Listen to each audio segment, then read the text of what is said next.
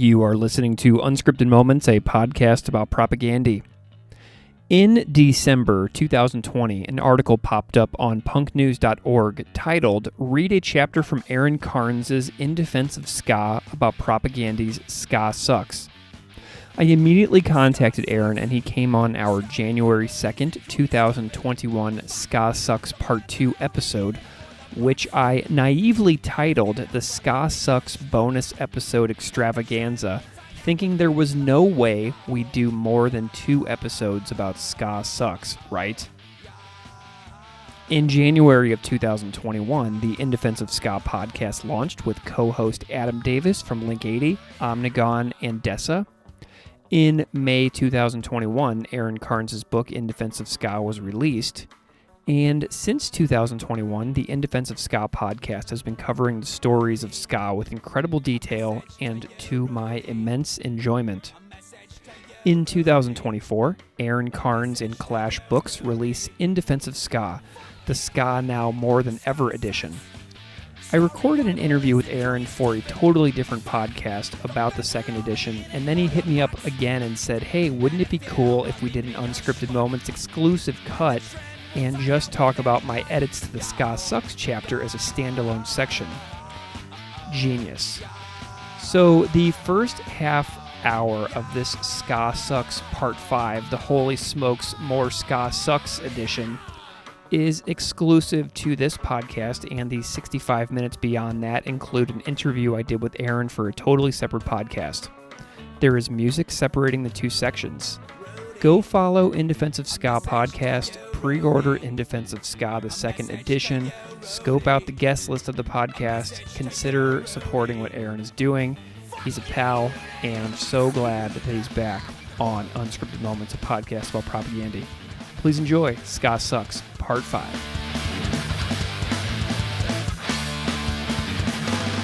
Ska sucks! Ska revival isn't cool, you stupid fuck! The bets are only in for the bucks! And if you don't believe me, you're a schmuck!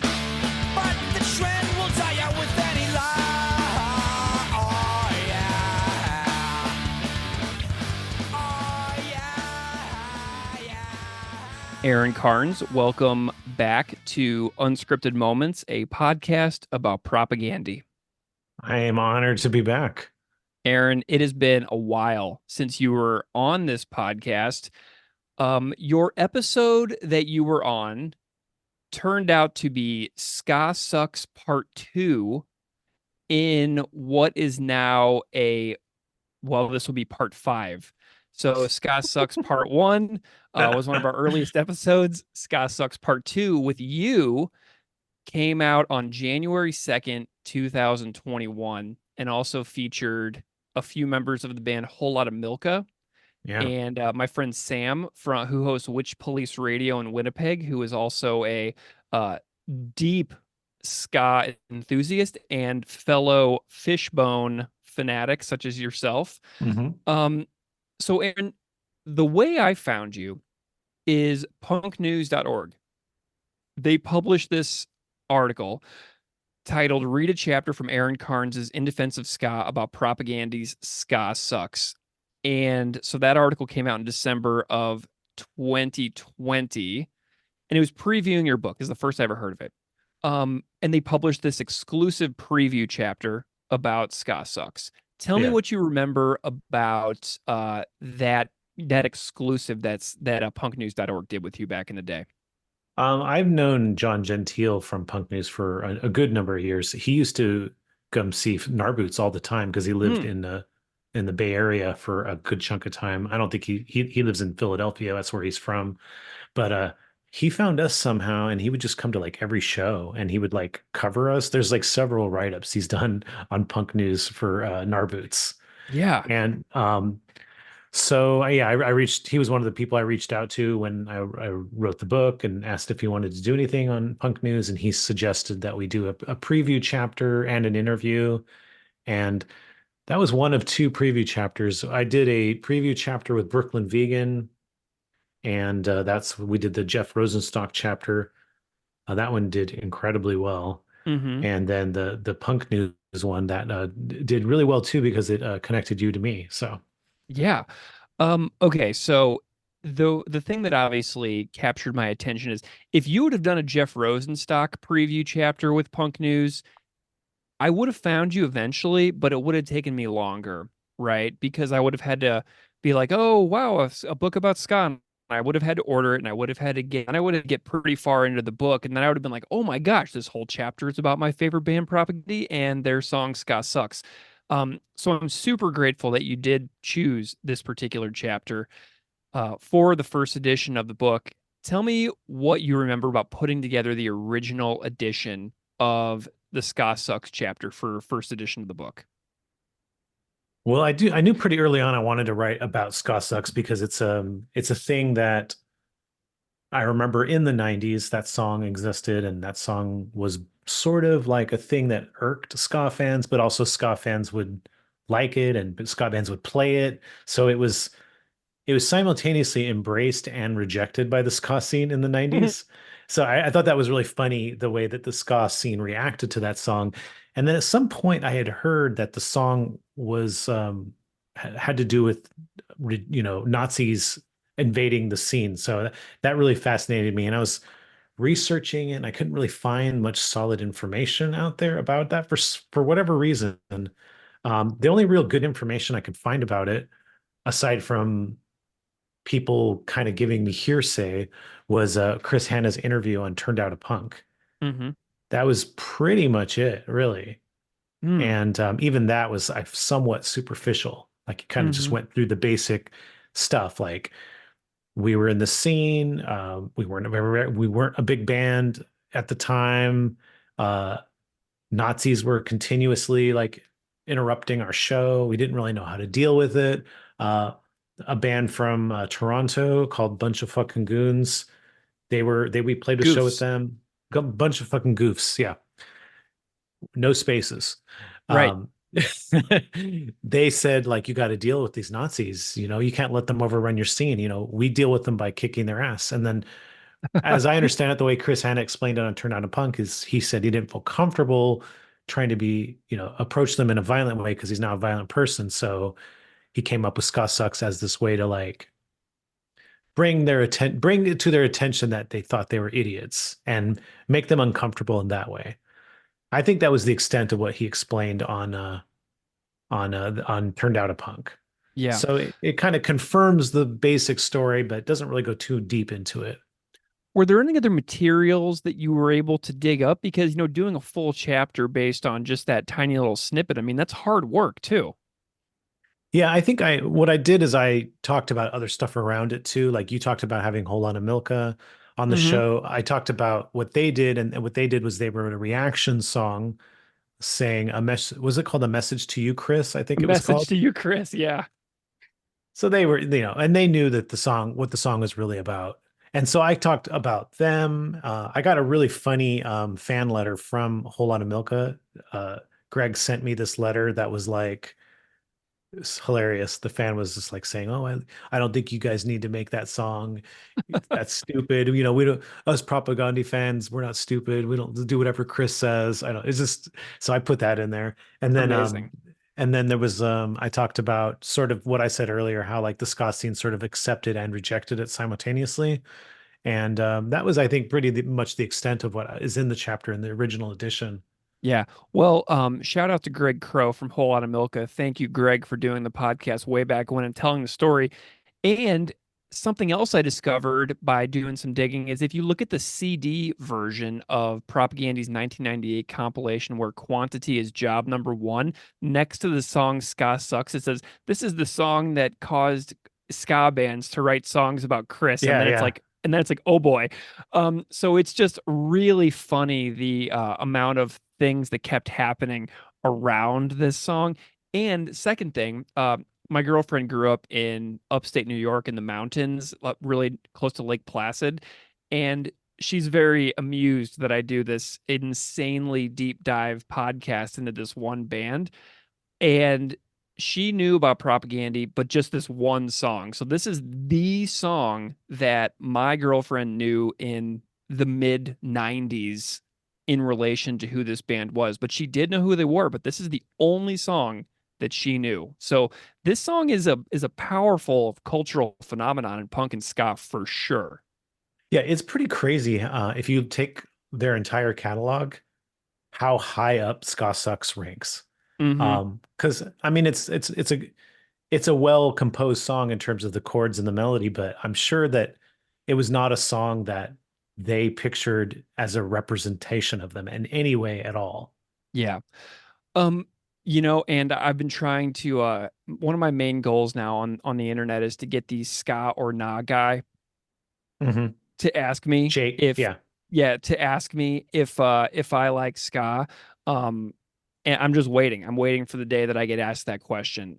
Because now doing 5 episodes of Ska Sucks, like surely I deserve to be asked that question surely you do. Yes. by now. So, Jake, if you're hearing this, please, I need to be asked. I'm not going to tell you what I think unless you ask. So Hmm. please ask.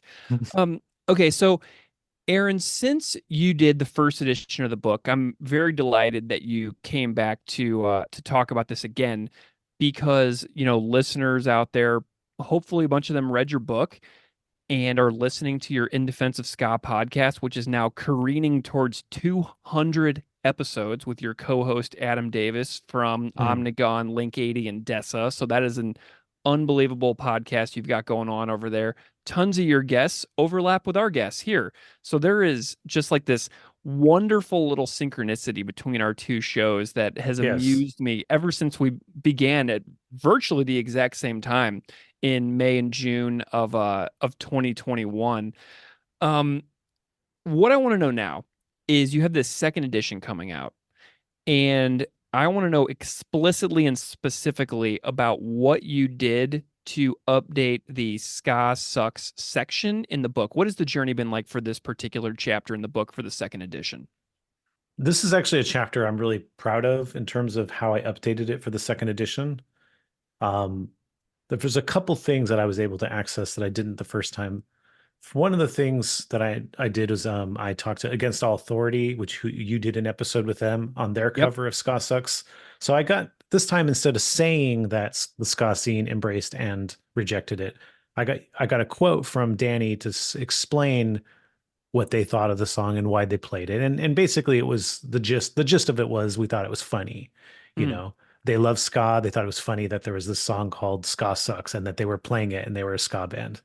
Um, the other thing that I know I didn't really think about this too much before I talked to him, but he said like that when they would play shows that he would start playing the bass line and in seconds everyone knew what they were doing. And I was like, I guess that's true. I guess that's bass line is that recognizable that you just start playing it and a crowd who is familiar with this song, they know what you're doing. yeah.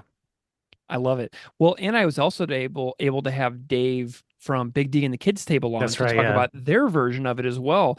And it just thrills me to no end that Danny and Dave were enthusiastic about coming on and talking about these random covers that their bands did way back when. Um, so you're able to get this new information. You're able to update the chapter. What else did you? So the big thing that was like a more minor thing, but the big thing was is that with your help, you pointed me to the fact that Chris Hanna has a Patreon and that he has a podcast on that Patreon, and then he kind of deep dives into his own music on that. Yeah. So the second episode of his podcast was about Haley Selassie Mm-hmm. up your ass, but in that episode he goes into pretty extreme detail about that song and Ska Sucks because I think he kind of thinks of them in a similar manner, like Right. songs that maybe had a specific reason why he wrote them that have really not held up and were really taken in a different direction than he intended. Yeah. And both of them, I think he feels like ended up being unintentionally racist as well. Mm, yeah. What are your thoughts on that? Because, he goes into great depth on the show about it. I was wondering what your reaction was to Chris's own critique of the songs between 27 and 30 years after they were released. Well, I definitely appreciate that Chris is so self-reflective to do that because I feel like people are often so defensive about things that they create that if they would say like I created this for this reason and people are misunderstanding it, that's on them, not Yeah. having a self-reflective moment about it and even wondering why you decided that you needed to create that. I think in the case with Haley Selassie, he was talking about it being a reaction to learning about Bad Brains, who were his favorite band, learning about their homophobia, Yeah. and also kind of then going from that to going to the homophobia that's in Rastafarianism. And the point he made, which I think is a very valid one, is that yes, it is true that there is homophobia in Rastafarianism, and that Bad Brains said some pretty gross stuff back in the day. That there also is this other layer that's happening, and that's that them being a black band, Rastafarianism being a religion, for people of darker skin color, that they might get this sort of worse than like people like white bands in the 80s who were hardcore that said homophobic stuff. Like, why isn't there a big backlash against them? And other religions that are very homophobic that that exist, and why aren't they viewed in that same way? So that was really the point of view that he came across, that there is a sort of subtle racism when it comes to who you villainize for things that deserve to be villainized and who you kind of give a pass to. Yeah. Yeah, and the Bad Brains song that I believe was explicitly mentioned from their Quickness album, um, Bad Brains have also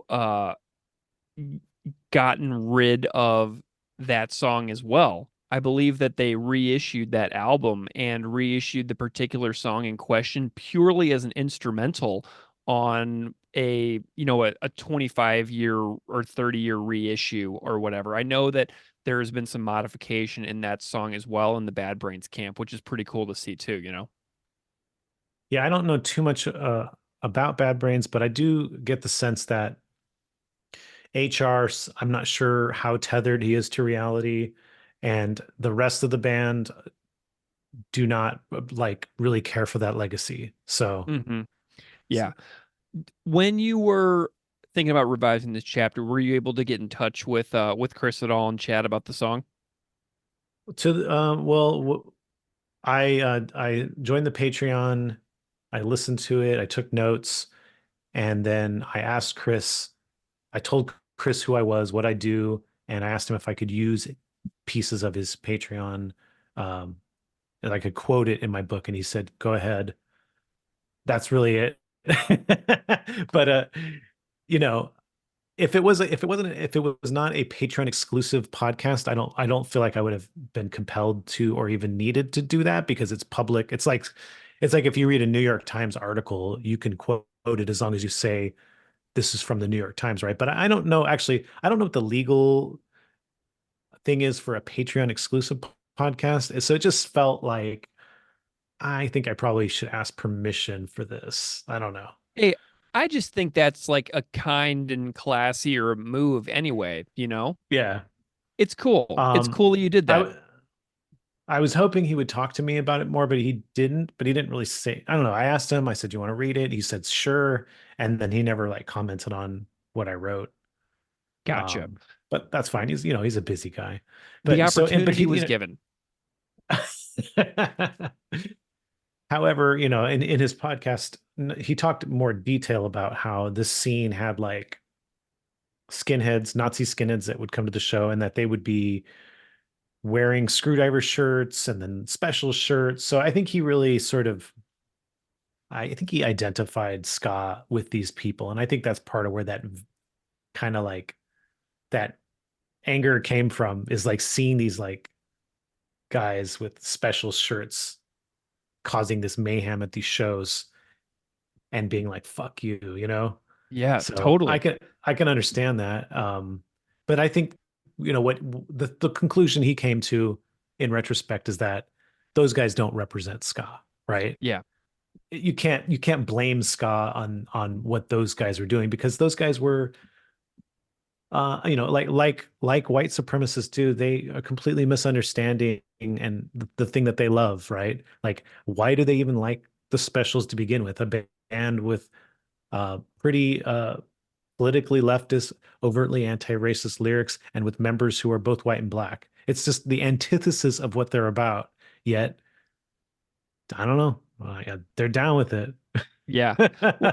Well, Aaron, something I want to ask about since you brought up the specials and since the Ska Sucks song explicitly is, derived from stuff around the specials.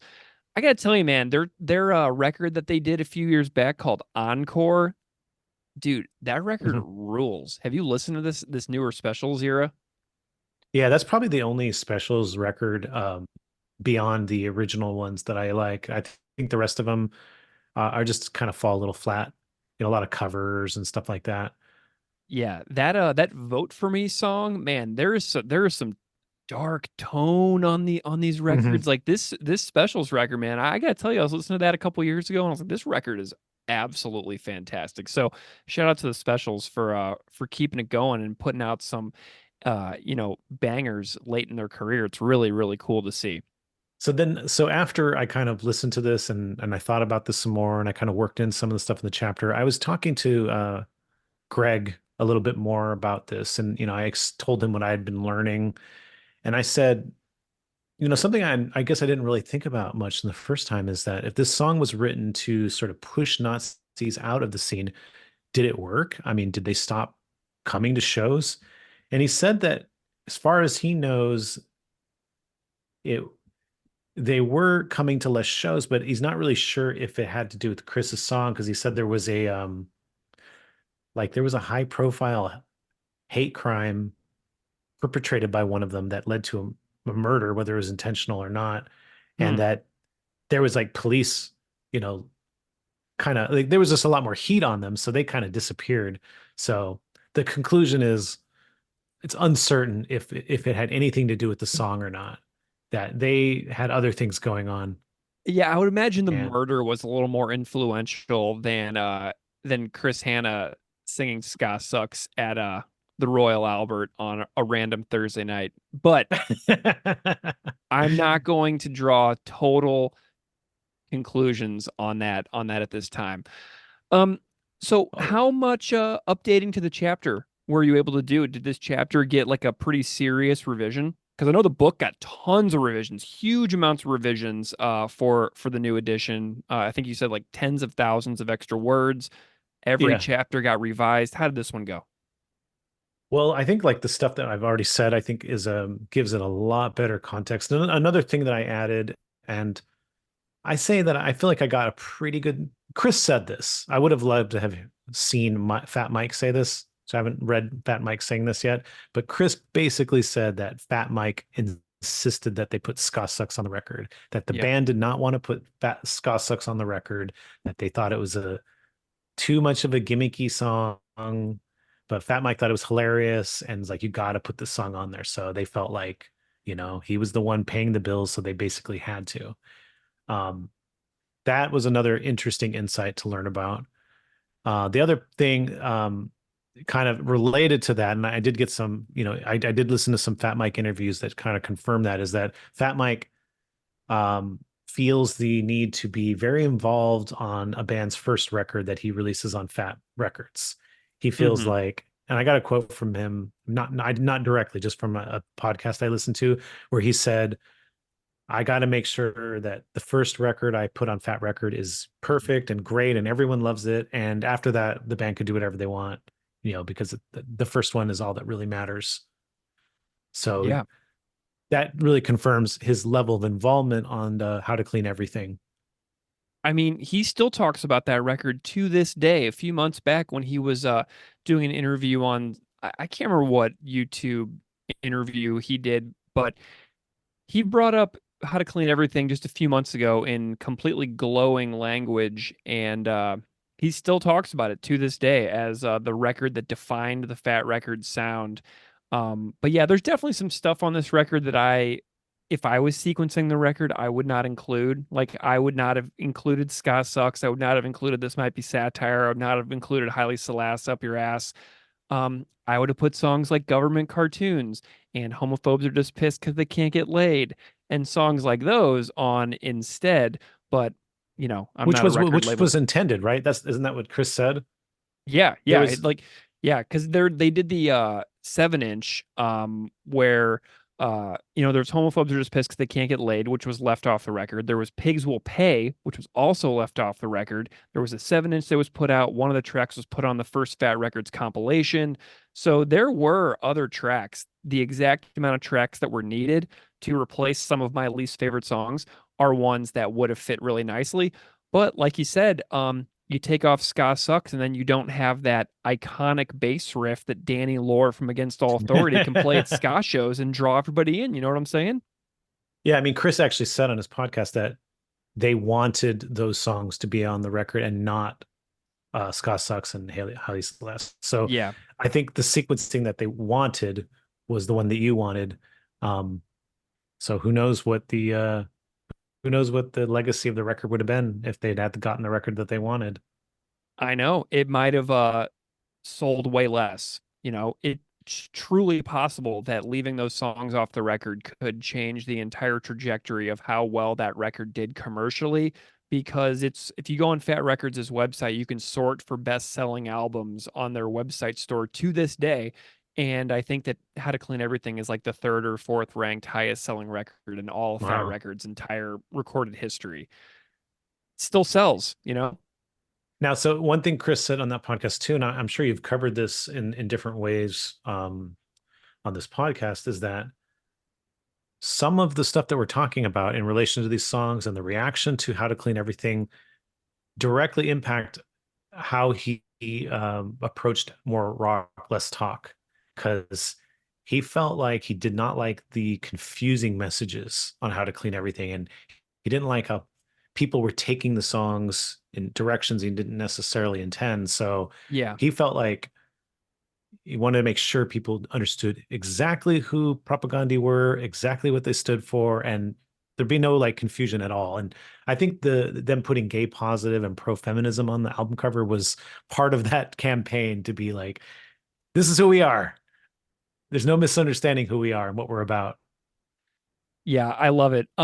Well, Aaron, this has been a really nice little peek into the process. Was there anything else that rings your memory about the first edition, the second edition, the revision process, like what readers can expect to see from that chapter? Or do you think that we kind of did an okay overview of it?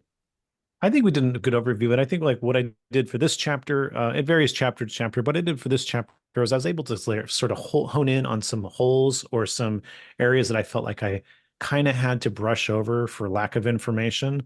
Now I feel like the chapter reads much better and has like just a lot more detail, and I feel like you can really understand everything a lot better of like why the song was created, how it was intended, how it was misunderstood, and what its continued legacy is. Like to this day, I mean, actually somebody had told me that they feel like the Ska Sucks thing has been totally, everyone knows now, but I don't think that's the case. Like when I did a book event with Dan Ozzie in 2022 at Silver Sprocket in San Francisco, and at the end I was doing a little Q&A on my section, and he said, what's the song that did the most damage for ska in the 90s, and why is it Ska Sucks?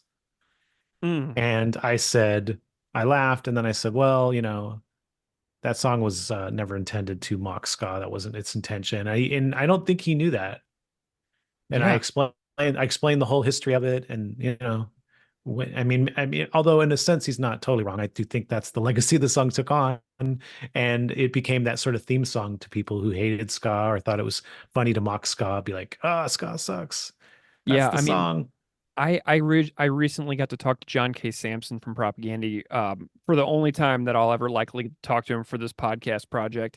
And he reiterated, he's like, back then we were really writing songs for 50 of our friends in these tiny clubs in Winnipeg. And then all of a sudden we're being signed by this record label in California because of opening up for NoFX one time, So the tininess of who these songs are originally meant to be heard by, it really is the immediate social circle of all the people that you can hear in the recording, in the live tracks from the Where Quantity is Job Number One CD compilation, where they're calling out their friends by name from the stage. They're like, "Oh, LaPlante, come up here." They're talking to their friends from the stage on the floor.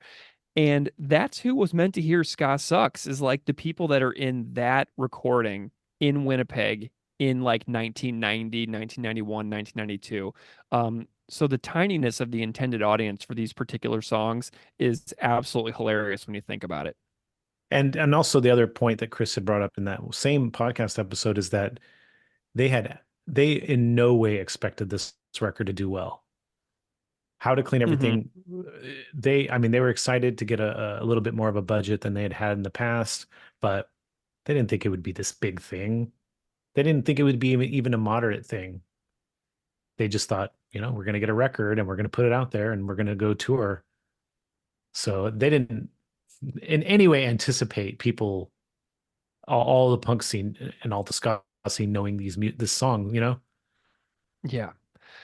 Well, Aaron, what listeners on this podcast now can expect is another hour and 5 minutes of you and me talking about the second edition of the book for a conversation that we recorded yesterday for a totally different podcast where we go into your second edition book in a lot of detail. And I'm really delighted to bring this exclusive Propagandy section to this podcast, because to me, it's just like such an important piece of your book, because it's how I found you. It's how our friendship began. And I'm just really delighted that we were able to do this exclusive little section for this show only that isn't even going to be on the other interview. But since we did talk about your entire book for an hour and 5 minutes yesterday, the listeners on this podcast can just keep on hitting that play button and you'll get the entire rest of the conversation for the rest of the book. But Aaron, it's been a wonderful last 4 years, keeping in touch with you, watching In Defense of Ska, being a patron, getting the behind the scenes episodes that you do on Patreon is one of my favorite parts of my podcast refreshing activities. So I just love your show. I love what you and Adam are doing. Your guests are fantastic.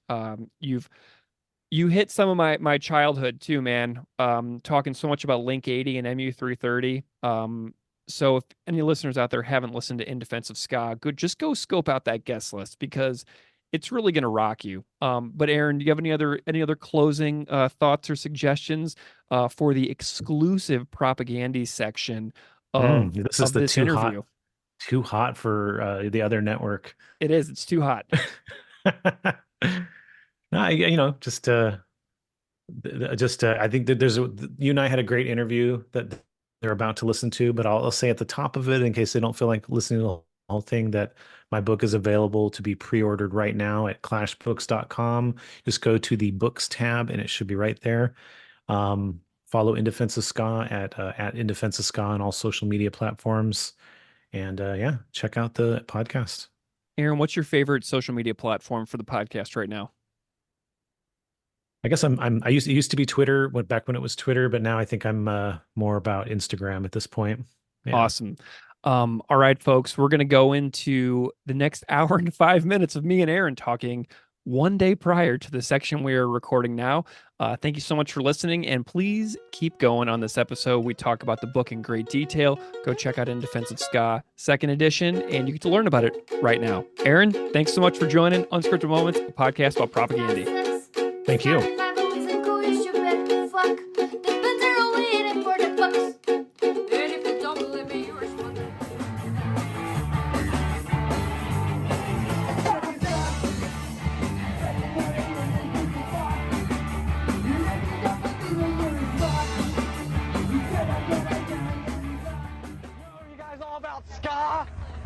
You guys listen to ska and shit? Yeah. That shit sucks. Like, it is terrible.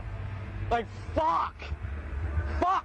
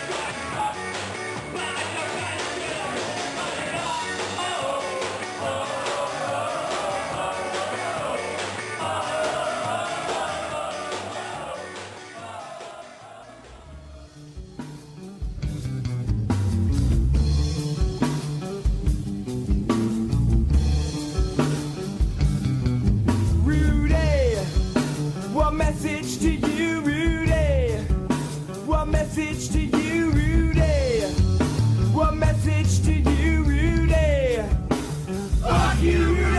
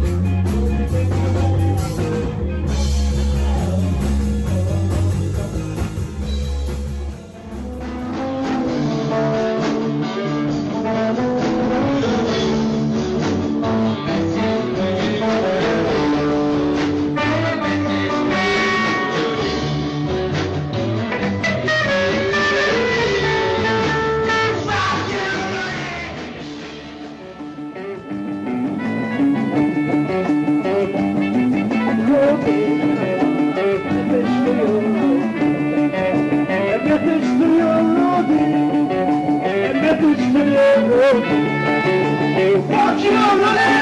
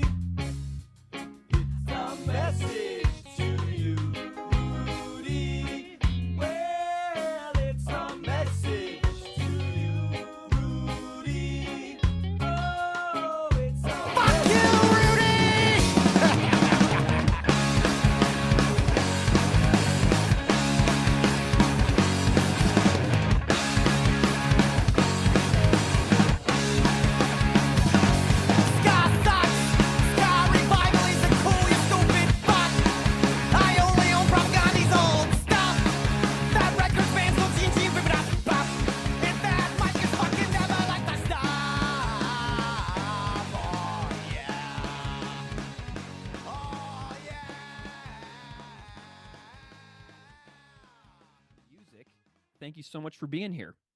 Oh, thank you for having me on. It's a pleasure. Aaron, I'm wondering if you can just spend a moment and introduce yourself a little bit to the listeners out there so they know Sure. who you are and what you do. My name's Aaron Carnes. I've been a music journalist since about 2009. In 2021, I released a book called In Defense of Ska. I guess you could say I wrote it because I've been a long time ska fan and I've been a long time music journalist. And I think through the course of being a music journalist, I really got a good sense of how dismissed ska was. And I think I just really made me want to give ska like a proper book and stuff. When I start well, a few months before the book was released, I started a podcast called In Defense of Ska. Its intention was primarily to promote the book. And a lot of it was probably driven by the fact that we were in a pandemic and I didn't really know A, how to promote a book, but also B, how to promote a book while not being able to go places physically. So I decided on a podcast. I took a podcast class. What? Oh my gosh, amazing. Which I don't think was super helpful. Although I think the one thing that was helpful for is the intro, the format that we have. I got from that class. It was like a little bit of music, me doing this sort of like introduction, Adam and I chit-chatting a little bit, and then go into the interview. I kind of got that from the class, and it's funny because now I listen to like more podcasts than I did back then, and I see like, oh, a lot of people actually don't do it that way. They're actually like, hey, they bullshit for like 10 minutes and then they Yeah. talk, and I'm like, I don't like that. I like tell me what the episode's about and jump into the episode. And I guess my the money I paid for that podcast class was worth it for that. Our first episode, I mean, it'll already be out by the time this episode's out, but our first episode on our new network Consequences is dropping in a few days, and like we like retooled our intro a little bit too, Oh, cool. just to even kind of more hone in on that sort of professional. I guess it's what's interesting is the podcast is it is free form, interview, but it's like a middle ground between being very structured and being like letting a conversation go where it needs to go, because I Yeah. have very, very like detailed outline of where I want it to go, and I have an arc in mind, and I have a pretty clear interview like intro setup. But yeah, stuff still goes in chaotic directions too. So Aaron, let's chat about some ska here real quick. You're yes. also a musician. You played drums in a band called Flat Planet in the 90s. And you were on some compilations and did some touring and did some roadieing. But I'm curious about what your earliest memories of ska are. Like, take me back to like kind of the very beginning of your origin in this genre of music that you've spent your life documenting. The first time that I was aware of something called ska was in '92 when I went and saw Skank and Pickle play at a venue in Santa Clara, California called One Step Beyond. I don't know exactly why I went there. I feel like someone I knew, because I was into underground music and punk and like the funk metal stuff. So somebody cued me in on like, oh, check out this band, Skank Pickle. They were basically local. I mean, I lived in Gilroy. They were from like San Jose, Los Gatos, which is about a half hour apart. And I was totally blown away. Full horn section, the style of music I didn't really understand anything about, but also they played like every style. They played reggae, funk, punk, all that stuff. But I was like a fan. I was sold. I was on board. I did a deep dive like immediately, and I just kind of shifted my interest towards ska. But the funny thing is, and this is something that I've like realized more in like the last like 3 or 4 years. I don't know why it took me this long to realize it, but I was already a fan of Fishbone, Hmm. and I was a fan of Mr. Bungle, their first record. And both of, Fishbone, obviously they played a lot of ska. I mean, they played a lot of other stuff too. And they often weren't like necessarily called ska. They were called alternative, particularly in the 90s. So I didn't really think about Fishbone having like these different styles that they were playing. It was just like it's Fishbone. They're just crazy, right? And then Yeah. Mr. Bungle, same thing. Like I loved that first record so much when it came out.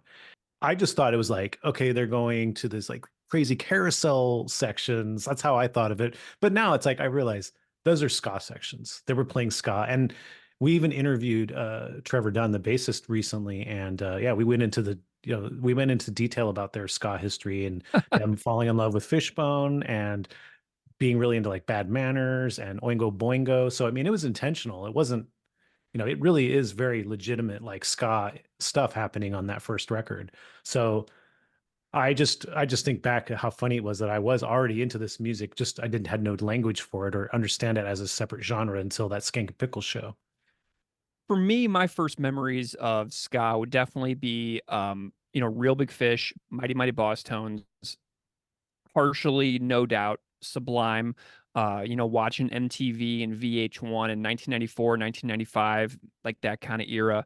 The impression that I get music video from Mighty Mighty Boss Tones stands out hugely in my mind. Mm-hmm. Same with the Sublime videos, and then Sellout by Real Big Fish, So these things, and my first ever show ever in my whole life was Blink 182 on the Dude Ranch tour with Travis Barker playing drums for the Aquabats, who opened for Blink 182 in February of 1998. So for me, I got ska immediately in my first ever live show, So I mean, it's a pretty important thing whenever I think about the history, my own history within music as well as a fan. Yeah. How old are you? Because you're a little younger than me, so you kind of came to ska more as it was a mainstream genre, right? Yes, I just turned 40 in November of Oh, 2023. So I was 14 years old, seeing that Blink-182 Aquabats show in 98, and my dad took me and my two friends. So I was there, I saw Travis Barker in the Baron Von Tito costume, uh, back there ripping it up for the Aquabats. yeah, I'm 48, so I think that my book and my podcast reflects my experience a little bit more, and that's that I came to ska while it was an underground genre Yeah. and got really into it as it was growing away from the mainstream and then watched it become a mainstream genre and had very negative feelings about that. So, but I imagine, a lot of people I talk to that are your age, they come to ska through it as a mainstream genre and then they dig deeper. And so a lot of them feel like, well, yeah, there's better bands than XYZ that were on the radio, but if it wasn't for these bands, I wouldn't have discovered the other stuff. And so, and I can kind of understand that, and it's kind of like opened up my own perspective about the role that ska being a mainstream genre has had. Oh, totally. And for me, another huge one is Time Bomb by Rancid, and then realizing that Rancid was used to be Operation Ivy. Yeah. So for me, like that 1994, 1995, that window is so, so important for me. And I'm sure that if there's anybody out there who's 40 who knows ska like me, that's probably their exact same entry point as well. So that's pretty cool to think about, just the differences in your Hmm. experience and mine, and how we're Yeah, like exactly. eight years apart, and just seeing that little differential, I love it. Um, so for there are people out there who might be listening to this conversation who have only listened to ska, maybe only heard one or two ska songs in their life. Most likely, the ones that they can think of would be the impression that I get by the Mighty Mighty Boss Tones and maybe a No Doubt song or a Sublime song. And I'm wondering if you can just give a sort of a potted description, for lack of a better term, of the waves of Okay, ska that happened since its origin. Kind of like tell listeners about their like a little bit about the fluctuation throughout time.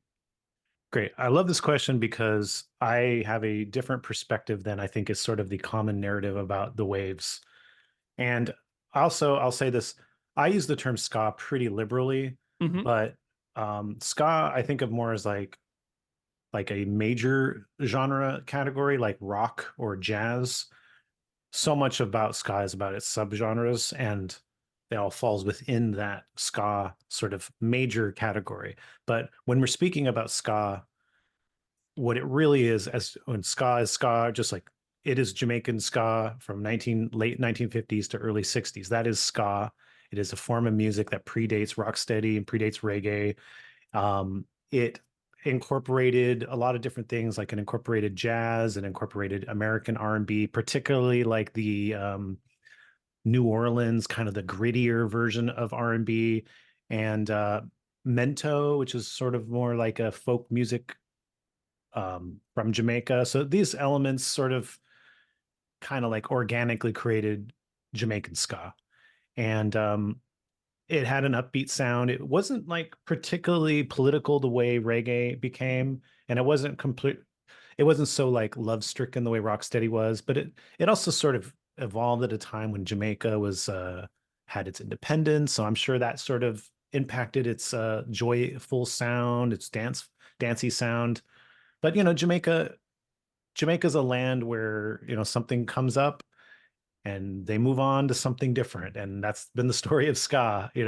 So everything that we think of and we're talking about that's not Jamaican ska, I call it, I don't really call it this publicly, but I think of it as ska revival because it Mm. all stems from two-tone ska, which is from late 70s England, the Specials, the Selector, Madness, these bands, primarily the Selector, if you're looking at the real origin, and Jerry Dammers, the keyboard player, they were consciously taking these old ska records from like the 60s that were out and around at record stores, in England, and they were deliberately like mixing them with the punk and the alternative and post-punk music that was happening in England at that particular time. It was something that was very thought about, like let's initially the Specials were trying to mix reggae and punk because reggae was very popular and punk, both of these things were very political and they were very popular. Reggae was popular with punks, and they just couldn't really make the energy of these sounds work together. And so Jerry was like, let's go back further and mix it with ska and rocksteady and early skinhead reggae. And that's basically what you have with the Specials and sort of Mm. the ska revival scene is that conscious effort. And let's be political. Let's be very political. Let's address what's happening right now in England, which a lot of the music does. Some of the stuff you listen to two-tone ska stuff, and you're like, yes, I know exactly what they're talking about, and I feel it. Some of it, you're like, what are they talking about? Because they were addressing very specific issues of their time and place. So there's a lot of people like to call that second wave, and then they say third wave. It was 90s ska. I think this is where I feel like we need to depart on the common narrative because I see it as ska revival. And what ska revival did was it birthed a whole new global sort of ska movement, if you will. And within that movement, you see all sorts of subgenres being birthed. And it's all happening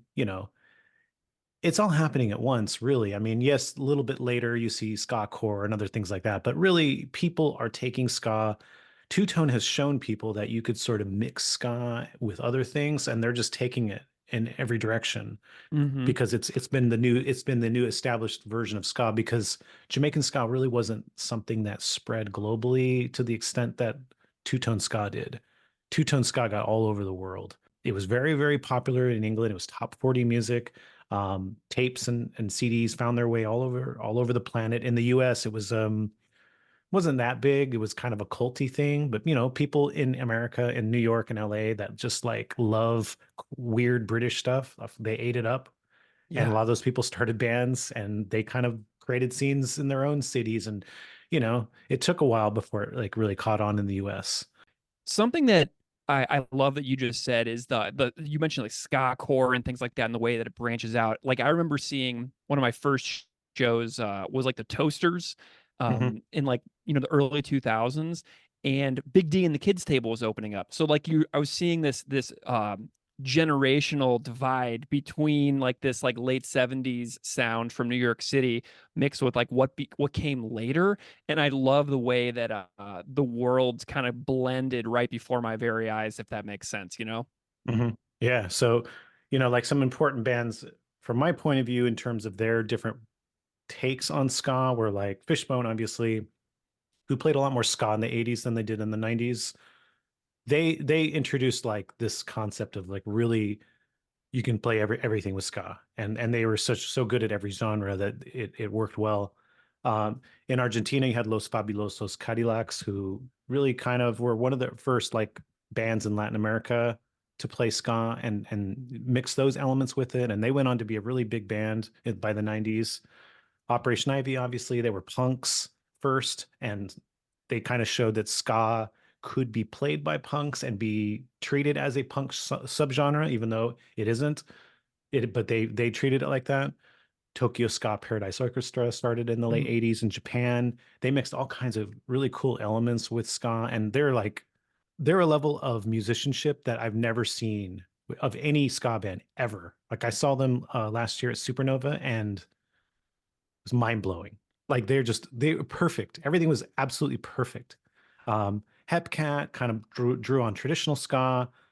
The Busters from Germany, they kind of did like kind of skinhead reggae ska stuff. Suicide Machines, Against All Authority were like a great ska or a great punk ska band. Mighty Mighty Boss Tones, like mixed hardcore metal ska. I could go on and on and on, but my point is like this is not a singular line.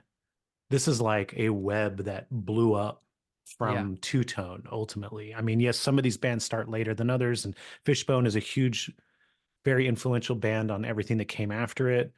But ultimately, ska just kind of went in every direction. So that's why I don't really like to say third wave, because it didn't really happen like a wave. It happened like, Yeah. and it's still the case today. Like, there's new bands forming, and what is informing their style of ska. It could be anything. And more bands now mix ska with emo, for instance, which wasn't a big thing in the 90s, but a lot of them grew up when ska and emo were both a thing, and so now that's their sort of ingredients. Now the thing about all this is like what happened in the 90s, in like 95 to 97 or so, was Real Big Fish, Save Ferris, Less Than Jake, Mighty Mighty Boss Tones, Goldfinger, these bands got on the radio. These bands sort of came to represent ska, but they're primarily bands that are mixing pop punk and ska. Hmm. So it's a very singular perspective of ska. And I think that was good for marketing to kids in the 90s on MTV, but it's bad for people who think of ska as like, well, it's just this one thing, and it's like kind of a superficial thing. Yeah. Yeah. I mean, without my friend who dug into it a little bit more deeply, I never would have discovered Moon Records, for example. I had Mhm. one friend who got really into it because he played bass and he was like really amazed by the bass playing in some of the ska that he was listening to. So he kept digging into it, found this entirely other world. And then you had things like Hellcat Records start to put out records by bands like Dave Hilliard and the Rocksteady Seven and Yeah. Hepcat and bands like that. So it's a really interesting way that it found people like me who were very into the NoFX, Bad Religion, Pennywise world, and then the way that ska infiltrated. Because when I found the Suicide Machines, Destruction by Definition, and Battle Hymns, and Link 80 on Asian Man Records, like those were the sounds with the speed and the tempo and the aggression that looped in the ska that made me see like, oh, these worlds are so much more blended than I ever gave them credit for. And that's really what drew me in, is finding the bands that had the speed and the aggression that I was used to and sought out, but then seeing those other record labels that kind of bridged that gap for me. I loved it. Hellcat's so interesting because that's Tim Armstrong's label, and Tim Armstrong with Rancid, they had Time Bomb, huge hit, one of the major sort of ska studio. It's a subsidiary of Epitaph. Every single ska record that was released on Hellcat is awesome, Yeah. and none of them were mainstream. The Gadgets, that Gadgets record Yeah. that came out, holy smokes, unbelievable. Um, well, Aaron, you're on the second edition now of In Yes. Defense of Ska, the book, right? Here's my first edition right here, with Mm. the original cover with the Gilman Street, and I even have a signed copy that I got whenever the book first came out. And looking back over the 3 years since the first edition of this book came out, I'm wondering what like some of your fondest memories of putting all the pieces of the book together are. Like, if you're feeling reflective and nostalgic as you move towards the next iteration and edition of the book, what are you looking back on as some of your fondest memories of getting it all together in the first place? For the first edition or the second edition? Well, we can do the first edition first, and then if you want to talk about the second, we can. Well, my fondest memory of putting the first edition together was getting to go to Mexico I went to Mexico it would be 2019. So I'd been working on a chapter about ska scene in Mexico. Actually, where that started was I you go back to 2015, I had written an article for Playboy about LA's Latino ska scene. Mm. And I was aware of that because Eddie from Voodoo Glow Skulls told me about it. He's like, I was talking to him at Gilman. We're friends, we know each other okay. And he was just telling me, he's like, you'd be blown away if you see what's going on in East LA right now. It's out of control. It's so big, and they have their own bands, like local bands, and they're doing super well. They have these big festivals there, Is it and I was like, Ska Wars Festival? yeah, Sky Wars. Awesome. And so he told me that. And the thing about Voodoo is that since they're a primarily Latino band from Riverside, they're not like that wasn't their scene per se, but they all love Voodoo and they all kind of made them sort of an honorary member of that scene. Yeah. And they also, a fun fact about Voodoo Glow Skulls, they released a all Spanish version of their second record, Yeah. Is it Ferme. Baila de los Locos? No. Their first record, Ferme, they Oh, just they released did. a Spanish version of Ferme. Like, so that was their first record on Epitaph, right? Yeah. That's and then like it was like 95, I think. And so then the next year, 96, they's like, here's the Spanish version. Um, but like you didn't really see that. Like you didn't see Right. like Spanish punk or Spanish alternative kind of hitting that market at all. I mean, even like Oso Motley didn't like put out their first record for a few years after that. So that's a I little love it. sidebar. Yeah. So anyways, like I kind of looked into a little bit more, and I had like a connection at Playboy. I had just started writing freelancing there, and I pitched the article to the editor. He's like, that sounds awesome. And I went down to Ska Wars, and it was like, yeah, I would say about 3,000 people. It was at a park in East LA, very DIY, but huge. I'd never seen a local DIY scene just so vibrant. And like the thing that really struck me about it was that it was really filled with young people. It wasn't a bunch of old people who grew up with this music and they're still supporting it 20 years later. But I mean, bless the old people like myself that Yeah. do that. Uh, it was a bunch of young people and they were so into it and they knew all the lyrics to these local bands and they were just dancing like crazy. Anyways, I'm working on my book a couple years later, and I'm like, well, I gotta have a chapter about that scene and go deeper into that scene. It's so cool. And I'm talking to Clemente Ruiz, who's like the main person who I interviewed for the article.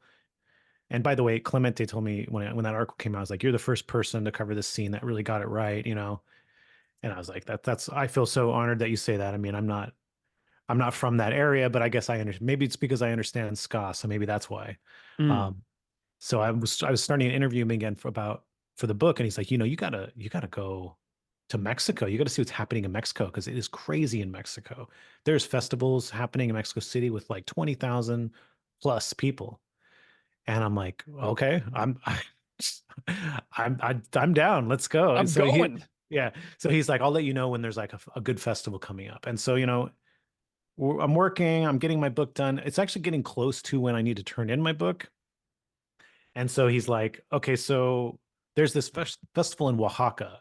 It's not the epicenter of the scene, but a lot of the primary bands are playing there. So I would recommend you just go to that one. It's not the 20,000 people at Mexico City shows, but you're going to get a sense of it. And I was like, okay, so I brought my friend Alex, who was the singer for my band in the 90s, and we went. It was at like this football field. There was like two stages, one on either side. There was probably like 10,000, maybe 8 to 10,000 people there. And like Jeez. because of Clemente, he got me, he talked to them and like got me so I can go backstage and talk to the bands and everything. And I'm talking to like this organizer guy there, and he's like, this is kind of small, but it's our first time doing this. So hopefully we'll get a little momentum and kind of make this a little bigger. I was like, this is small. Are you serious? Man, so you got to do some travel, have some unexpected experiences. Were those experiences like in East LA and Mexico pretty shocking for you to just see like how vibrant the genre was still going in certain parts of the world that a lot of people aren't paying attention to? Yeah, I mean, at this point, I'm kind of used to it, but yeah, at the time, I think it was surprising. And I think what's interesting about it, the thing that struck me the most about it is like you go to different countries, you go to different areas, there's different cultures, but it's like kind of the same. Like Mm, kids are, they dance a little different, but it's kind of the same, the similar energy, the way they're dressing, kind of the way they're acting at a show. It's like, it really kind of like being in Mexico really made me realize how it's like we all love the same thing. Like hmm. kids in Mexico at these shows, me as a kid going to these shows, like we're getting the same thing out of it. Like it really does like just it is like this universal thing. Yeah. Let's dive into a little bit of details about the second edition. I'm wondering Yeah. what was cool or challenging specifically about doing a second edition of a book because, doing a first edition of a book is hard enough in and of itself. Revisiting, updating, revising something that's been out for a couple of years has got to be just a brand new kind of challenge. And I'm just curious about what that was like for you. I would say my biggest challenge with this was knowing if this was the right place to put my energy and wondering where the line is. Like, am I putting too much time into this? Am I going a little too obsessive with this? Like some of those thoughts were definitely kind of in the back of my mind as I was moving forward because I ended up going kind of deep into what I how I revised it. Like, I mean, some Mm. people might be like, I did it, I gave it a new copy edit and I added a thing at the end, new edition, new cover. That might be how most people approach it. I didn't approach it that way.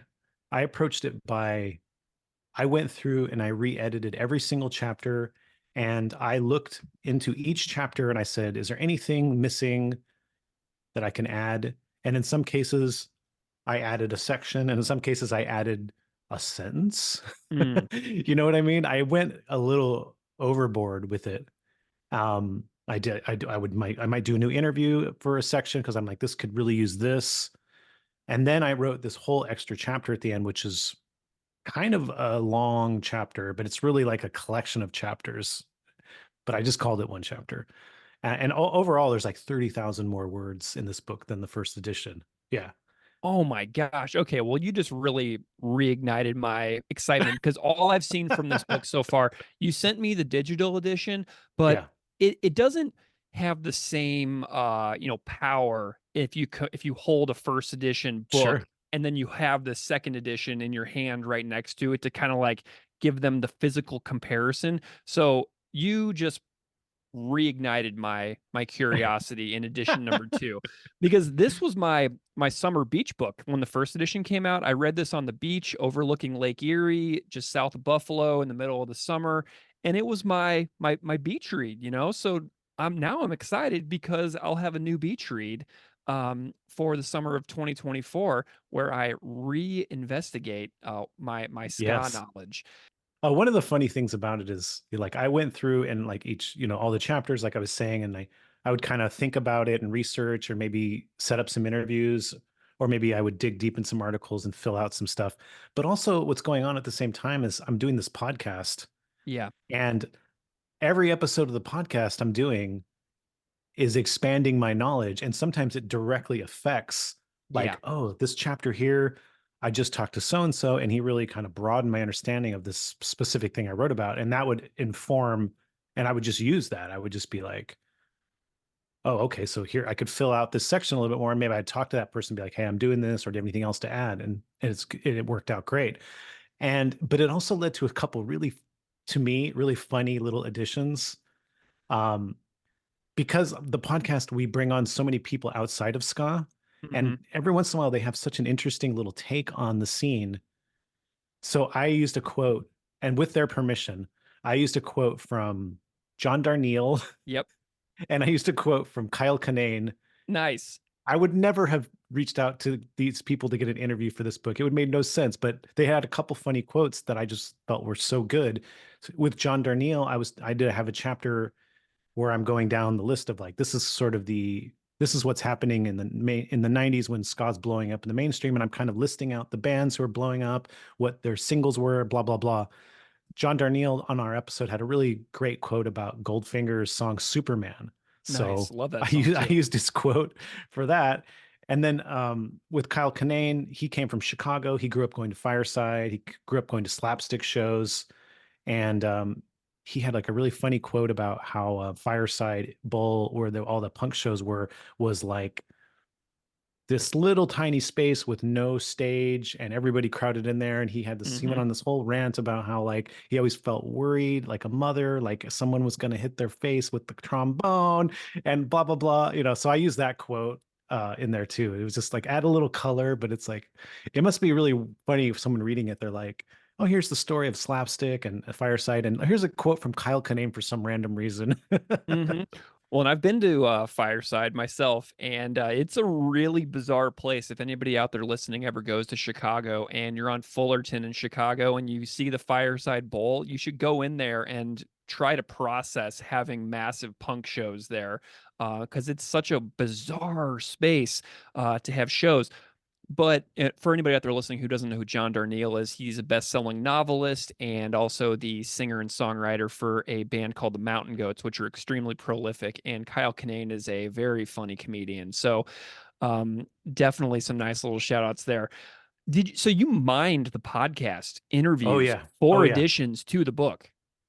Yeah, I mean, I didn't sit and listen to every episode, but I sent and like went through, my feed, and I was like, okay, this person, what did we talk about in this episode? And I would kind of think about it and I maybe scrub through it, and I'd be like, oh, okay, there's some stuff here, and I literally went through each episode, at least Yeah. considering what would be potentially helpful.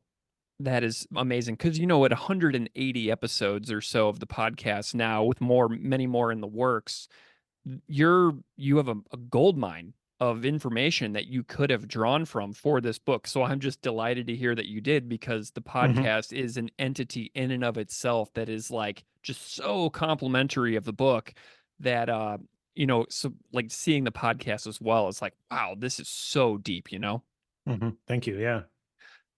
Something that stands out to me a lot as a genre is how representative of society so much of ska actually is.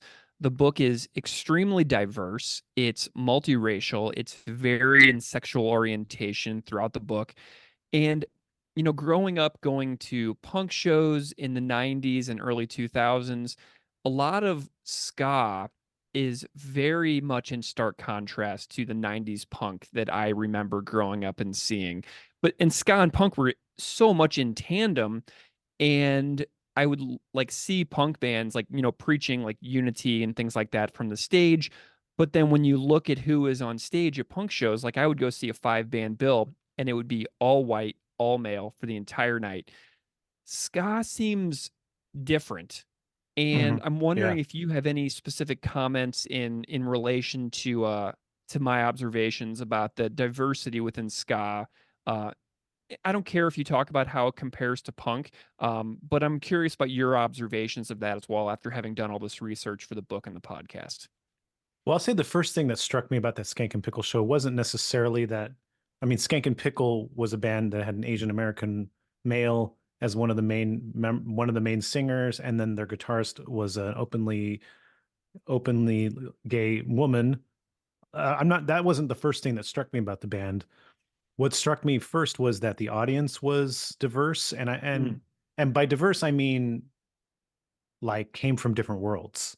mm, Like you'd see metalheads, you'd see kind of, you know, weird hippies, you'd see all kinds of people. Like, I think seeing how welcoming ska was and how like there wasn't this sort of like uniform, and this was true for ska punk. We can get into a discussion about what the traditional ska scene was like in the 90s, and that's a little different. But the ska punk scene in the 90s was like super welcoming and like very inviting, and kind of like in contrast to some of the other shows I'd been to that were kind of scary. Like I was really into Primus, Hmm. and their audience was kind of scary. Yeah. Like I don't know why exactly that's the case because it's kind of since they're such a weird, goofy band, but it was like they were kind of it was intimidating as like as a little kid, who wasn't violent or didn't have like this violent urge that you needed to express. I was like, I Yeah. love this music, but God, I feel weird being here. Being at the ska shows were like not like that at all. It didn't feel violent. It didn't feel aggressive. It didn't feel like gatekeepy at all. It was just like everyone's welcome. It's fun. It's kind. People, you were making friends with people just because they were there. Um, I don't know. So that was I would say that was the first thing that struck me about ska, going to ska in like the early mid 90s. In terms of diversity, yeah, I mean, I think, I understand a lot more about the diversity now. And I think I began to understand that more as I was becoming a fan, is that if you look at the bands and you look at the audience and you compare that to other genres of that time, there were more people of color in those bands and in the audience than there were in a lot of other like rock oriented alternative subgenres at that time. I mean, like I said earlier, Skank and Pickle, Mike Park was an Asian American man. There wasn't a lot of like Asian American people in punk really at the time. Lynette was an open lesbian, and Hmm. I didn't. I grew up in a Christian home. I didn't have much experience with interacting with or gay people, I guess. And the church I grew up with, the church I grew up in was very homophobic, very anti-gay. And while I wouldn't say I was committed to those ideas, I definitely probably had negative biases as a young person, having been grown up that way. But I know having been a fan of Skank and Pickle and having become friends with them and getting to know Lynette, I'm sure that factored in hugely to me seeing homophobia as a very bad thing. Yeah. Yeah, if I wouldn't, I've talked about this on one of my other podcasts a lot, but if I hadn't found certain songs that framed social issues in a particular way, um, it's very, very likely that I would have gone down a really dark path because of some of the friendship groups that I was associated with in Hmm. middle school who were into some of the darker aspects of like what was going on in metal, for example. So it's I blame I credit music so much for Oh for yeah. helping me learn about stuff like that in the world. It really opened my eyes in ways that school teachers never really were capable of. Yeah, me too. I mean, not only was going to ska shows, but also, going to DIY punk shows and sort of when I was doing Flat Planet, being part of that sort of DIY punk scene, because we would do tours and play these like basement shows, and you would get to meet all these people in these scenes in different cities.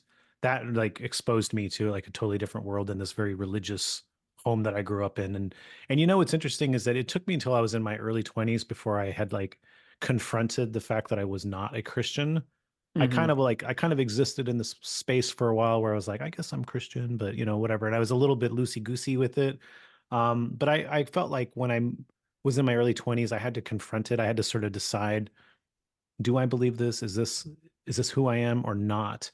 And one of those things I felt like kind of came to my head was the idea that I did not feel anything negative towards people who were homosexual, and that I was Hmm. consistently told that I was supposed to. And Hmm. even though I'm a straight man, I'm not personally like it's not something part of my personal identity, but I felt so perturbed by that particular point of view that I just felt like I can't buy into this. Yeah, it resonates. You mentioned cities. I grew up in St. Louis, a city with a rich ska past. Some of the bands that I was, exposed to, where we had an unexpectedly strong ska scene were obviously the mighty MU330, Mm, Orange Tree, who derived from MU330, yeah. a band called the Rabies, also that splintered off of MU330, but also smaller bands, Fat Cactus, Jimmy Got Hustled, The Scholars, um, Murder City Players, Radioactive Bananas, Secret Cajun Band. There was a lot in St. Louis. And so, I'm sure that you found some places that probably had some unexpected surprises as well. You've already mentioned East LA and the unexpected surprises there and in Mexico. Were there any other cities that you kind of dug into where, because we had a ska festival, Ska-orama, every year at Casa Loma Ballroom. I'm wondering if you had any unexpected surprises as far as like really cool ska scenes in the country that stand out to you. Uh, One city that I was totally unaware of having such a vibrant ska scene before I started my book is Long Island. Mm, I have no connection to Long Island. I grew up in California, but I did a chapter on Jeff Rosenstock, discussing his ska roots, hmm and I also Arrogant sons of bitches, right? Arrogant Sons of Bitches. And I also did there's a section in a different chapter where I'm talking about, people having ska roots, people that are not ska, that have ska roots and how that's been dealt with in culture, right? So one of the main people I interviewed for that chapter was Dan Deacon, who is like became a pretty popular, pretty cool, like electronic artist. But hmm he played in a ska band for a number of years before that called Channel 59. So, Nice. which was awesome. Anyways, both of these people are from Long Island. And so I inadvertently was learning about Long Island scene through trying to set up Jeff Rosenstock's ska years and through setting up Dan Deacon's ska years. And I dove a little deeper into that with the second edition, just seeing how many people brought it up on the podcast. Like if they came from that area, it's like, oh, Long Island was amazing. They had a venue called Deja One where it was just like ska shows every week. They had they had like these sort of different generations of ska bands. Like what is the main Scofflaws were like one of the older bands, and they're a very hmm cool band. Kind of, I don't know if I would call them. They're not really traditional, but it's definitely more recognizably jazzy ska stuff, right? And they were around the scene. Those are like guys that started in the late 80s. But then you have bands like, Jeff's band or Channel 59 and all these other bands too, who are like kind of like crazy kid energy. And they're all kind of sort of coexisting together. Brian Diaz from Edna's Goldfish, that's another band from that scene, that era. So, anyways, I learned all about that scene. There's a Man. there's a guy named Sean McCabe who was in a band called Premarital Sax, who I've Oh, become fun. friends with. Yeah, I know. Best ska pun band Yeah. name ever. No, he's a friend, and he like really for the second edition, he just like gave me the details about Long Island scene, so I could really fill it in for the mostly the Dan Deacon chapter. Um, like that was pretty fun. That's fun to find that stuff out, because you always hear Orange County is the one you always hear about because of that's where like a lot of the bands that blew up came from, and it was a vibrant scene. But those scenes existed all over the country. I love it. You mentioned friends too, and this book has led to some new friendships for you. I know, for example, I never would have found you if you had not written a chapter about Chris Hanna and the band Propagandy from Winnipeg, Manitoba, writing a song called Ska Sucks, which you featured in the chapter. So I know you've made other friendships as well. One of my favorite chapters in the book is the way you incorporate a fan from Germany. A very cool story about a fan in Germany who collects obscure ska demos from the 90s. And Mhm. that story has stuck with me since the first day I read the book because to me, the way that you tie in fans is so important because it's like an exemplary way that of non-gatekeeping, right? Not only do you talk to people in bands, not only do you talk to people who have record labels, but you talk to people who just love the music. And, I'm wondering about some of your favorite relationships or opportunities that you've managed to cultivate for relationships stemming directly from, making the book, doing the podcast. What are some of your favorite like friendships? Well, like my story is like a fan story. hmm I mean, I did So play in a band. you're it, yeah. I was a fan of Skank and Pickle, and I started writing fan letters to them. And the person who dealt with fan letters in Skank and Pickle was Mike Park. And Mm, so him and I became friends through me first writing letters saying, I love you guys. But I also, I went out of my way to write weird fan letters because I had this assumption that they're getting all these letters and like, they probably don't read them or they probably throw them away. So I got to stand out somehow. And so I just wrote these crazy letters, and they went on for pages. And then Mike at one point, he would write back, but then at one point he's just like, give me a call. Here's my phone number. And we started talking on the phone. We started hanging out. But he later told me that the reason he gave me his phone number is because he didn't want to have to read my long letters. Amazing. But Yeah. yeah, I mean, otherwise, I would say like, I've gotten to know, I would say the people that have interviewed for the book or the podcast that I've become friends with in a more meaningful way are almost always like the ska bands.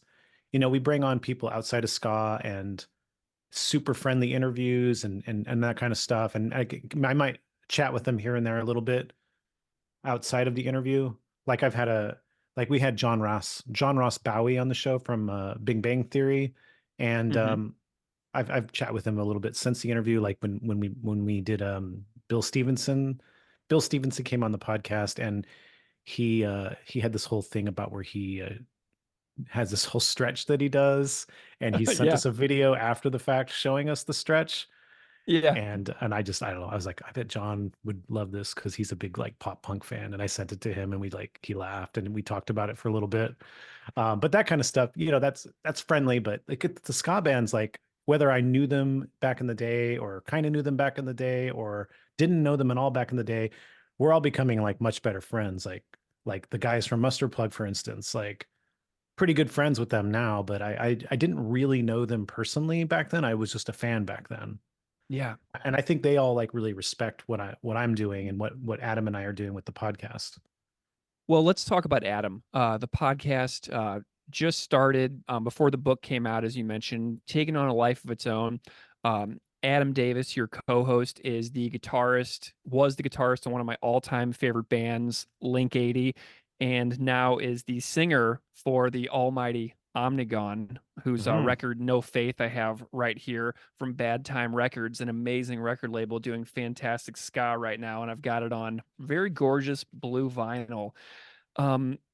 Tell me a little bit about your relationship with Adam Davis doing the podcast, because it's so special. When I listen to the podcast, it's like, here's my time with you guys, and it means a lot for listeners. Well, we first met in high school. He's a couple years younger than me, and I don't remember specifically how we met. He says that we met at a Cure show, which I know I remember him. I remember him being at the Cure show, and I remember talking to him. I don't remember if that was in fact the first time we met, but we'll just take Adam's word for it. That's when the first time we met. Cure played at San Jose. God, it was this gigantic arena. I had no idea the Cure were that big. This was right when they had that right when Wish came out. So yeah, everyone that I know knew that was into cool music was at that show. So Adam and I apparently met at that show, and we were, I don't know that we were close friends. We were within the group of people that were friends or friendly with each other. He and I started a band after Flat Planet called Fashion Police, which was a bit of a reaction to band stuff. It was like we're going to make a band do just weird songs and just be a little bit on the performance art side of things, be confrontational, have no intention of making this band be anything. It was kind of like a cathartic outlet for us. And we tapped Adam to be in the band as the guitarist. And I don't remember after that. I know we kept in touch.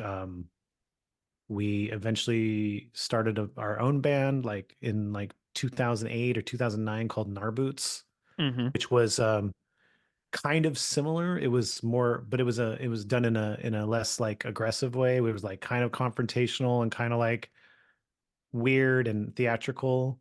We did that for right up until about 2018. We haven't really done anything since. He started doing Omnigon, and I was really heavy into my book, so I just kind of didn't really have a lot of time, and there hasn't been much like impetus to start again, although we do talk about it every once in a while. But definitely through the Narboots years, him and I became like much, much closer friends, and to the point where we now like jokingly refer to the podcast as like the new season of Narboots.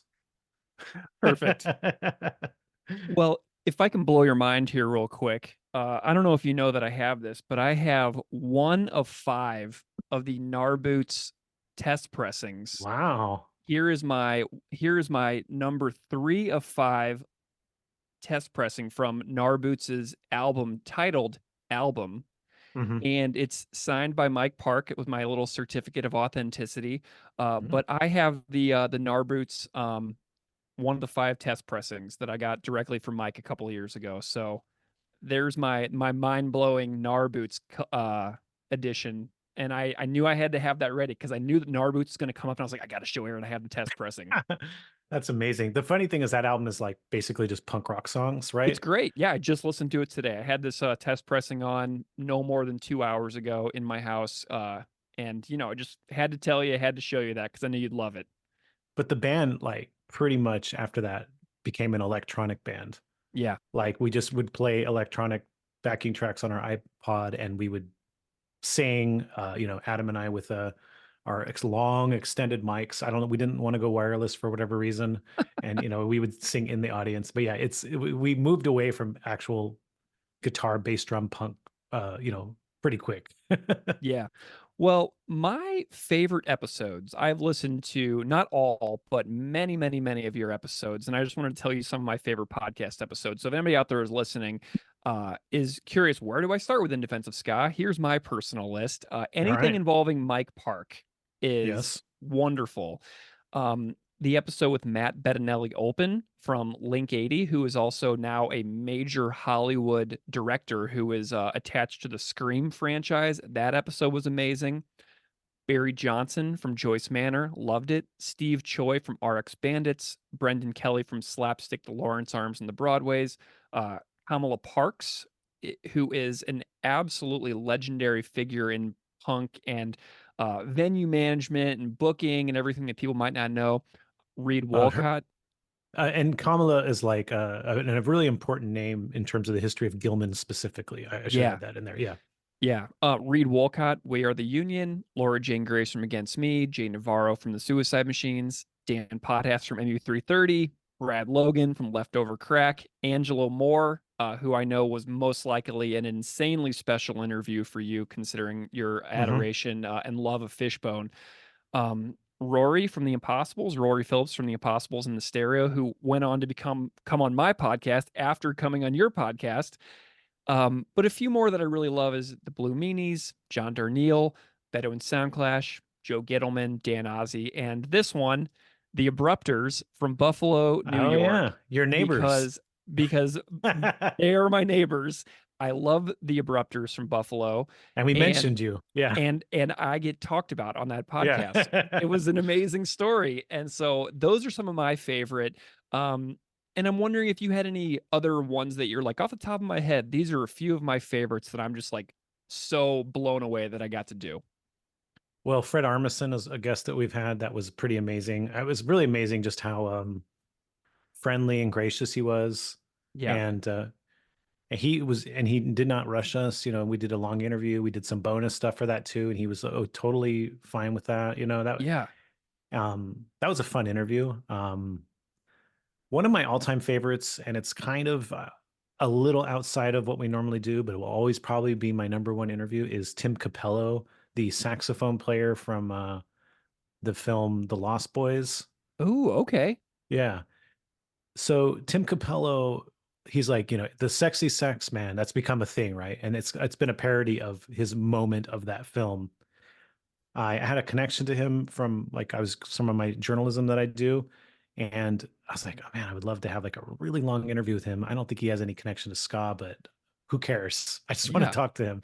And so we brought him on, and he's like, I don't know anything about ska. I'm like, that's fine. I just want to hear your stories. Cause I heard some of his stories. He's got some incredible stories.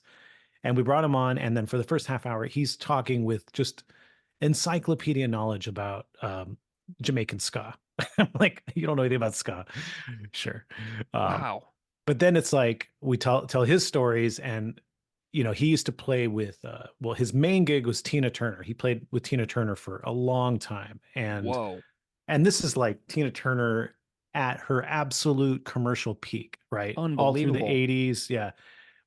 When he did the Lost Boys in the early 90s, he was like had a couple day break from touring with Tina Turner. So to him, that was just like this little weird little thing he did. And then he's back to his real job. But it's sort of the thing that became like identifying him in the current time. He played with Carly Simon. He played Peter Gabriel. He did like a comedy thing with Billy Crystal. So he's just got rock and roll stories for days. Jeez. Yeah. That's awesome. Well, Yeah. and Fred Armisen too, going back to that. Fred Armisen has been super active in music. He just wrote like the intro to the recent No Means No biography that came Oh, did out he? Wow. recently. Yeah, so Fred Armisen, I'm glad to hear that he's just a music fan. He just seems to love music and just love talking about it. So I'm loving that you had a great time with Fred and that he didn't rush you through the interview to get to the other side for the next thing on his schedule for the day. Yeah. Are you familiar Very with cool. Fred's band A from little the bit 90s? trench Yeah. mouth, right? Trenchmouth, yeah. Very They cool. they're very much in the vein of Fugazi, but I would say they're actually a little bit more have a little bit more ska reggae dub elements than even Fugazi. Yeah. So, Well, and I loved in the book where Mike Park from Skank and Pickle and Asian Man Records says that Skank and Pickle could have been the Fugazi of ska because I couldn't say that I disagreed with that either. And I liked that that was included in the book too. yeah. Skank and Pickle Awesome. were a very, very do-it-yourself band. I mean, they ran their own record label, they released their own stuff.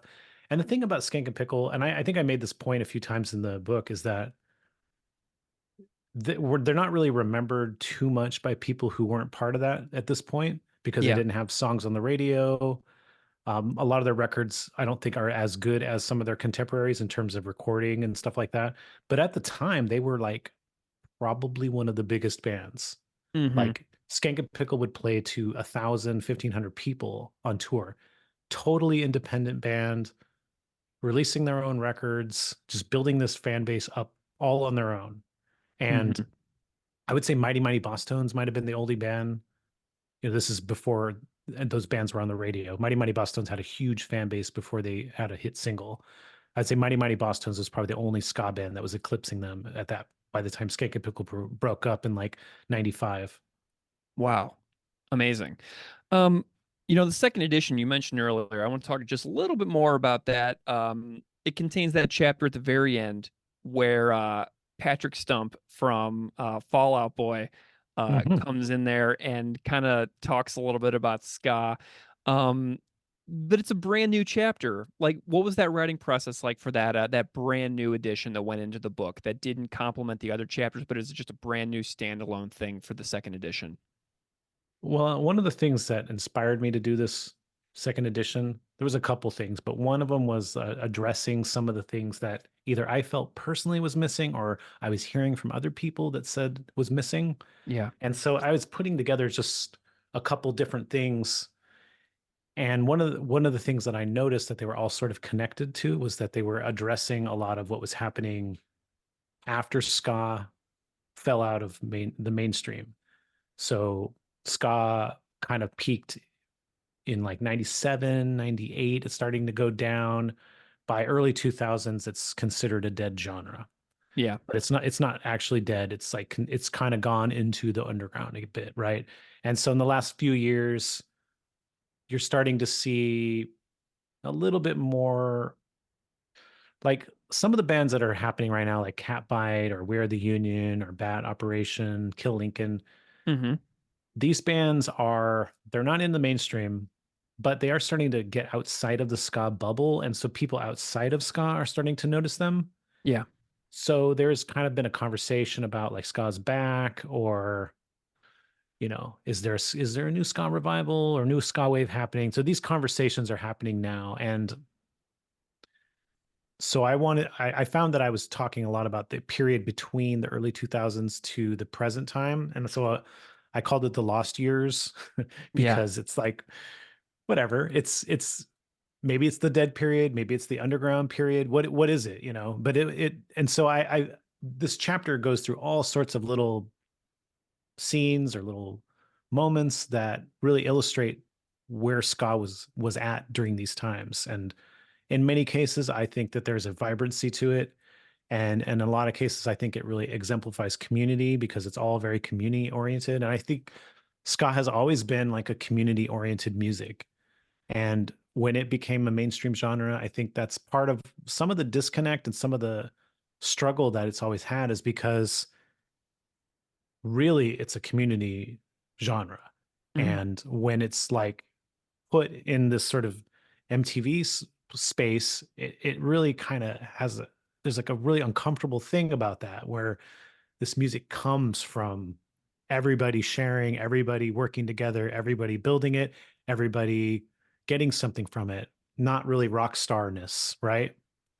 I mean, it's true to some degree with punk, but I think punk's history is a little different, and I think they've Mhm. sort of worked it out, and they've kind of created their own different tiers of what punk is, and there's all kinds of arguments about what's punk and is punk the music, is punk the attitude, you know. Ska, I don't know, ska's a little different to me. I think that community spirit has been the lifeblood of it. So the Lost Years really shows different scenes of that community lifeblood over the years. You know, there's Fabulous. like there's a traditional LA ska scene in the early 2000s with Blue Beat Lounge by Chris Murray. There was the Brooklyn Rocksteady scene in the early 2010s. The band The Frighteners came from that. Um, what else was there? I talk a little bit even about the Christian ska scene. In particular, I'm interested in Five Iron Frenzy and sort of Yeah. their return in 2013 because of the nature of them being a pretty overtly leftist band who are Mhm. Christians. I think they had a pretty significant impact on a lot of like Christian kids, and their return was met with one of the record-breaking Kickstarter, uh, Wow. which was, you know, that record was broken by someone else like not long after. But at the time, they broke a Kickstarter because they were so meaningful to so many kids who grew up in the church. Yeah. Um, Talk a little bit about Big D and sort of the impact they had in the late 2000s, being a band who wasn't really mainstream, but I maybe the closest of the ska punk bands to came out post the 90s boom. Yeah. Um, and I talk about sort of Bad Time Records and these bands and kind of where they came from and what they came from, because there's a lot of factors that led to these bands having a more successful period right now. Awesome.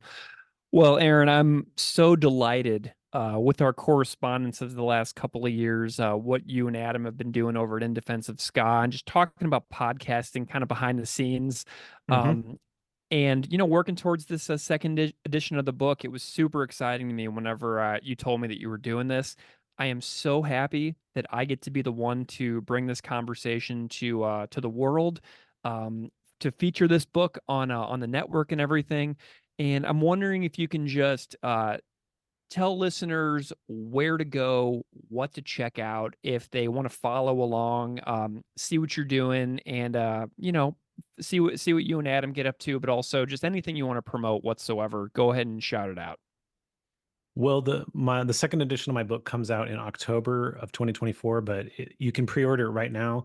Mm-hmm. And I ask kindly that if you're interested in what I do and you would support ska, that you pre-order it because it'll help sales, it'll help the algorithms, say that this is something to share with more people. Yeah.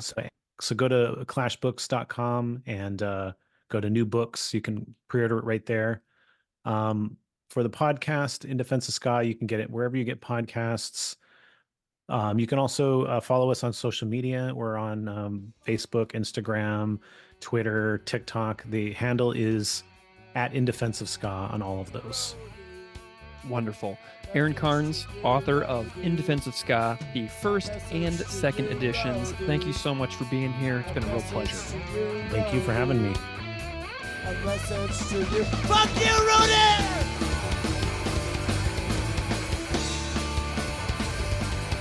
Scott sucks! Attitude, you're stupid fuck! And if you don't believe me, you're smart! You're stupid!